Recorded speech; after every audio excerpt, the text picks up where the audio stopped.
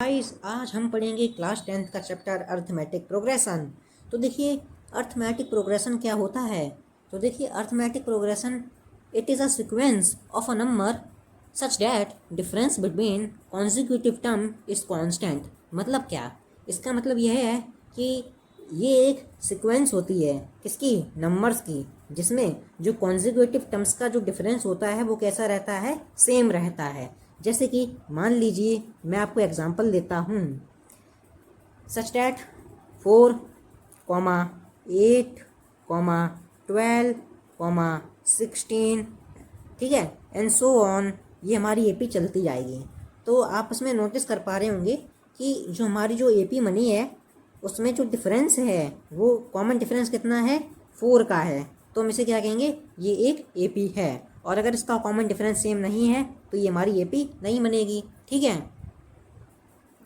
अब हम मूव करते हैं अपने नेक्स्ट टॉपिक पर, जो कि है एपी में कुछ नोटेशंस का यूज़ होता है। तो आज मैं आपको वो नोटेशंस बताऊंगा। तो देखिए वो नोटेशंस हमारी कौन सी हैं। सबसे पहली जो नोटेशन होती है वो है हमारी ए का मतलब क्या है, इसका मतलब होता है एपी में जो हमारी फर्स्ट टर्म है हम उसे कहते हैं ए। ठीक है, ओके। फिर नेक्स्ट जो हमारी नोटेशन है उसे हम कहते हैं लास्ट टर्म, इसे हम डोनोट करते हैं ए एन। ओके, इसे हम क्या कहते हैं, लास्ट टर्म। और जो हमारी तीसरी नोटेशन है हम उसे कहते हैं कॉमन डिफरेंस। क्या कहते हैं, कॉमन डिफरेंस। ओके,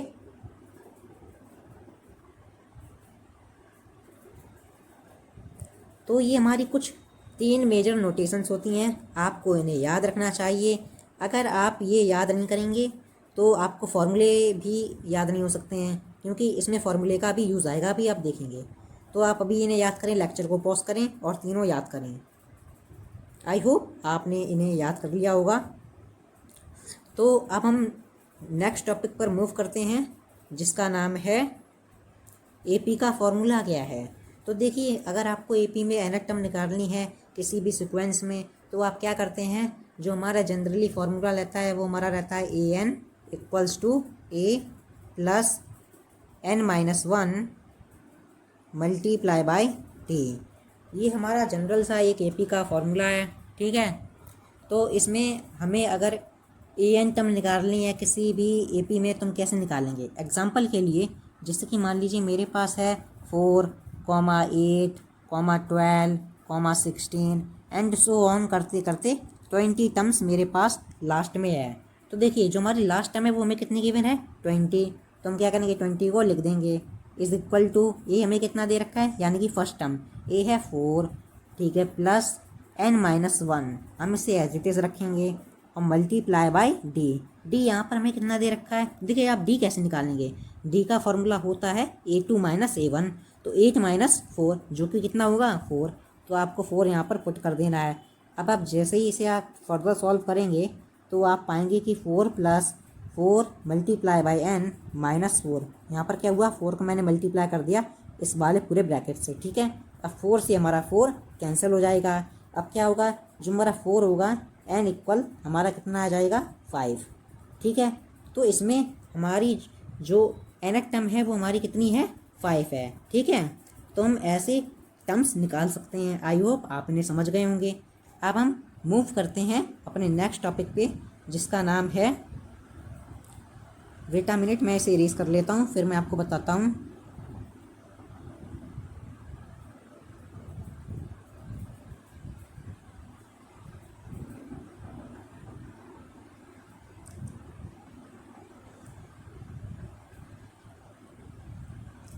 तो जो हमारे नेक्स्ट टॉपिक का नाम है उसे हम कहते हैं sum of first n terms of an AP. मतलब हम किसी भी एपी में उसमें कितने जो टर्म्स हैं उसका सम हम कैसे निकालते हैं।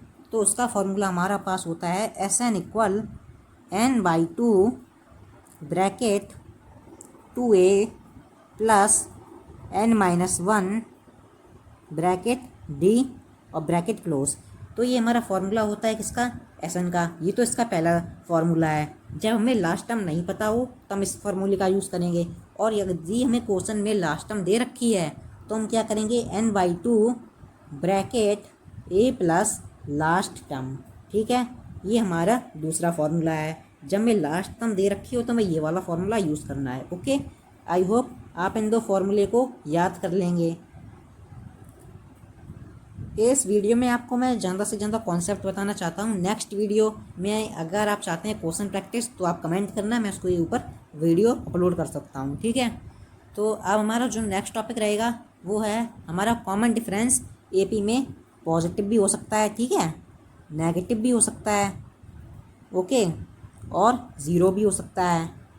किसी भी जो एपी बनती है हमारी, वो हमारी कैसी हो सकती है, नेगेटिव हो सकती है, पॉजिटिव हो सकती है और ज़ीरो हो सकती है।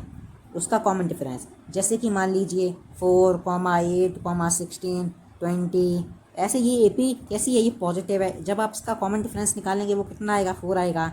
पर अगर आपको एपी दे रखी है हमें -2, -4, -6, ये एपी हमारी कैसी है, नेगेटिव है। आप इसका कॉमन डिफरेंस निकालेंगे तो क्या आएगा, -4, एंड ये हमारा बनेगा माइनस, और माइनस माइनस प्लस हो जाएगा, तो -4 + 2 हमारा क्या रहेगा, -2 आ जाएगा।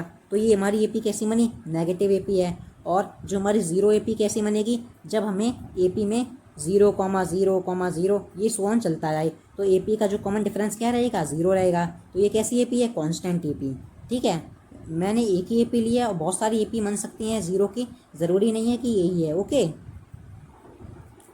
अब हम बढ़ेंगे अपने नेक्स्ट टॉपिक पे, जिसका नाम है कि अगर आपको 3 नंबर एपी में चाहिए तो आप कैसे निकालेंगे।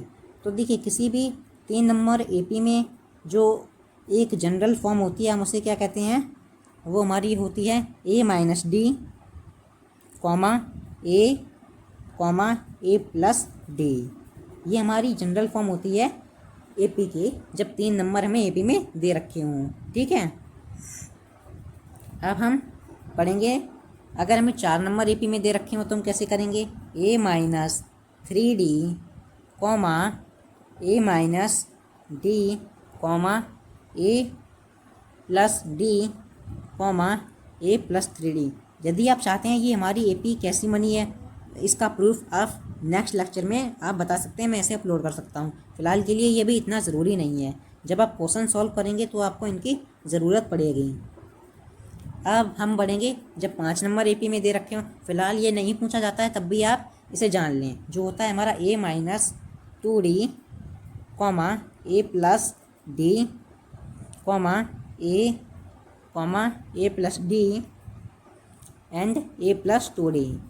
अब देखिए, आप किसी भी एपी को अगर आप जानना चाहते हैं उसके लास्ट टर्म से आपको nth टर्म निकालनी है, तो उसका फॉर्मूला क्या होता है, उसका जो जनरल फार्मूला, हम 2 फार्मूले से इसे सॉल्व कर सकते हैं। एक तो हमारा नॉर्मल फार्मूला जो कि an = a + n - 1d है, ठीक है।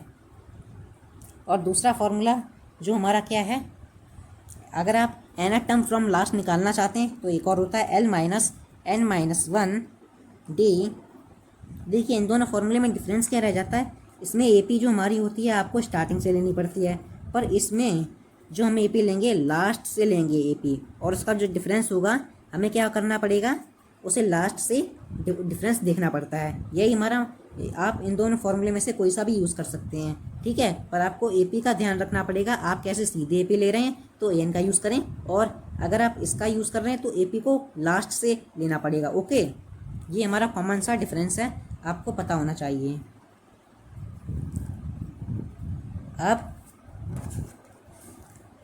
अब मैं आपको, अब यहीं हमारा ये सारे कॉन्सेप्ट्स ख़त्म होते हैं।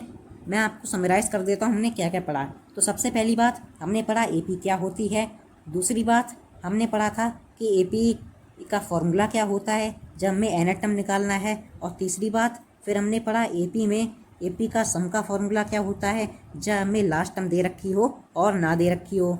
और चौथी बात हमने देखा कि एपी हमारी पॉजिटिव हो सकती है, नेगेटिव हो सकती है और ज़ीरो भी हो सकती है, ठीक है। फिर हमने क्या पढ़ा, फिर हमने पढ़ा था कि जो हमारी एपी का लास्ट टर्म से आपको कोई एन टर्म निकालना है तो उसका फॉर्मूला क्या होता है, ये सारे फॉर्मूले मैंने आपको बता दिए और यहीं हमारा चैप्टर एंड होता है। Thanks for watching, thank you.